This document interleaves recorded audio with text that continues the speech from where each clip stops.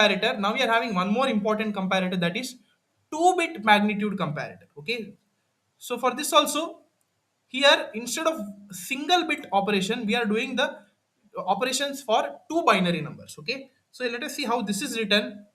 2-bit magnitude comparator. A 2-bit magnitude comparator is used to compare two binary numbers. Each input is of 2 bits. Okay, here each input is of 2 bits. In the previous case, each input is of only 1 bit. Here in this case, the inputs are of 2 bits. It consists of two inputs and three outputs to generate less than, equal to, and greater than between two binary numbers. Okay. For comparator, these conditions are fixed here. That is, these three are fixed conditions: a greater than b, a equal to b, a less than b. And here the inputs they have taken it as a naught, a1. So this is combination for a. Okay. And b naught, b1. This is the combination for b. Totally, there are two inputs where each input is having 2 bits. Okay. So that's why it is called as 2-bit comparator. This is the block diagram and the truth table generated with respect to the 2-bit magnitude comparator. Okay, so you see here, totally there are two inputs A and B, and for A it is A1, A0, and B it is B1, B0. Totally there are 4 bits, right? So that's why, since there are 4 bits, the number of combinations are 2 to the power 4, that is 16, right? So starting from 0000 up to 1111. Okay,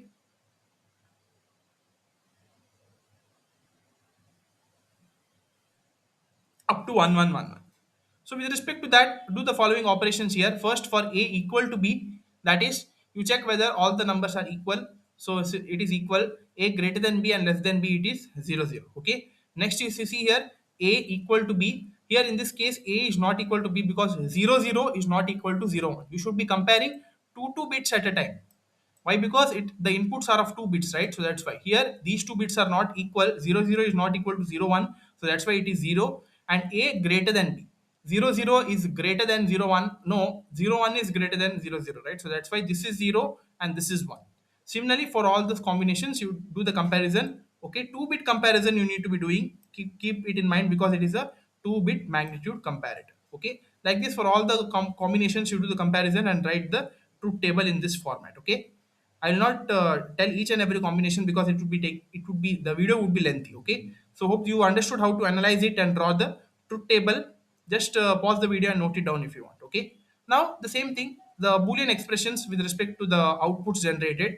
So now, to design the logic for 2-bit comparator, find the boolean equation for the three outputs generated. The three equations for each output are: first is for a equal to b, that is, you should be doing the summation of wherever the inputs are high, that is 0, 5, 10, and 15. That is, first is here, it is high in the 0th position, then in the 5th position. Okay, the value of in 0101, so that is 5, right?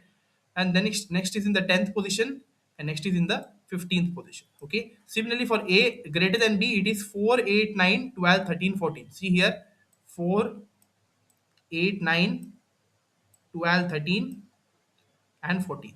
Similarly for a less than b, it is 1, 2, 3, 6, 7, 8. Yeah, 1, 2, 3, 6, 7, 11. Okay, 8, 9, 10, 11. So like this, the expressions are written. Now with respect to these expressions formed, you need to be putting this in the k map and getting the logic terms here. That is, you see here what I've done for the first a equal to b condition. Wherever the min terms are high, at that positions you need to be drawing the 4 variable k map. I've already told you how to draw the k maps and all. I've done a lot of problems in the module 1 itself. So those who have not seen that, go and watch it in detail. I've told you how to be drawing the k maps here. Okay, so with respect to these three terms, they have put it in this k map here in the 0th position, 5th position, 10th position, and 15th position, and they have drawn this k map. And ones are like this diagonally kept here, so it cannot be formed as groups. So all of these 4 would be individual groups here in case of a equal to b. And for a greater than b, these are the groups formed here. This is one is the group of 4 and two groups of 2. Okay, and for a less than b, one group of 4 and one group of 2 here and one group of 2 here. So like this, for the k maps are drawn for this, and equations for these three are written it in this form here. Okay, for a equal to b, it is a1 dash a naught dash b1 dash b naught dash plus a1 dash a naught plus b1 dash b naught plus a1 a naught b1 b naught plus a1 a naught dash b1 b naught dash. Okay, similarly for a greater than b, it is a1 b1 dash plus a naught b1 dash b naught dash plus a1 a naught b naught dash. For a less than b, it is a1 dash b1 plus a1 dash a naught dash b naught plus a naught dash b1 into b naught. Okay. So I've already told. I'll not explain the K-map procedure again. It would be the video would be very lengthy. So I've already solved some of the problems in module one. I've told you how to be constructing the K-map. Refer that, and then you could be easily understanding these K-maps here. Okay. And like this, the equations are written for a two-bit comparator. Example, next we are having same thing. Now the order is changed from 2 is to 4, we are having 3 is to 8. Okay. Here there only one change. The inputs are 3. There is one enable pin and outputs are 2 to the power 3, that is 8 outputs starting from y7 up to y0. Okay. This is the block diagram, and the truth table also is assigned in the same way. That is for 3 inputs we are having 8 combinations starting from 000 up to 111.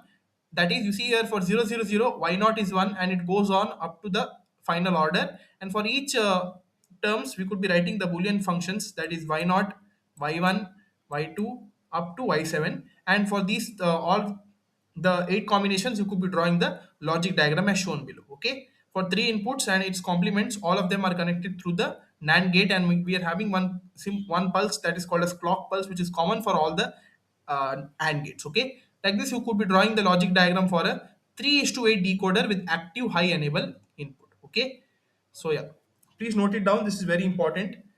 Now let's get to some realization of 3 is to 8 decoders, which are very important. One of the question would be definitely asked with, related to implementing the 3 is to 8 decoder for the following functions. Okay, so I'll discuss two examples of different kinds. One of them would be definitely asked. Listen to it very carefully. Realization of Boolean function using 3 is to 8 decoder.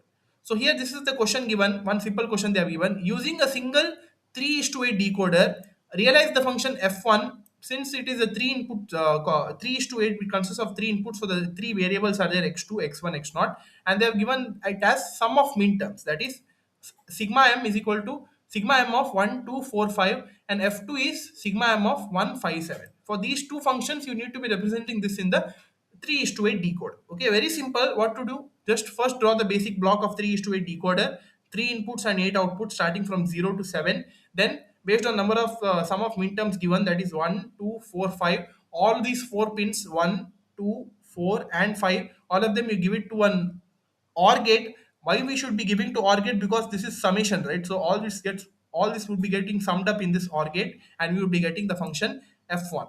Similarly for f2, it is 1, 5, 7. Take from here 1, 5 and 7, give them to OR gate, and like this you could be representing the f2 function. Okay, so this is simple, right? Now this is for sum of product. Now you could be doing the same thing for POS, that is product of sum. How that is represented, you see here, very easy. You should be remembering one thing in mind. In the 3 is to 8 decoder block, only OR gates are used. We are not using AND gates. You could be thinking, since there is product of max terms, you could be directly using AND gates. But no, it supports only OR gates. For that, what you need to be doing is you need to be converting the product of max terms into sum of min terms. Okay, I'll tell you how to do it. It's very easy.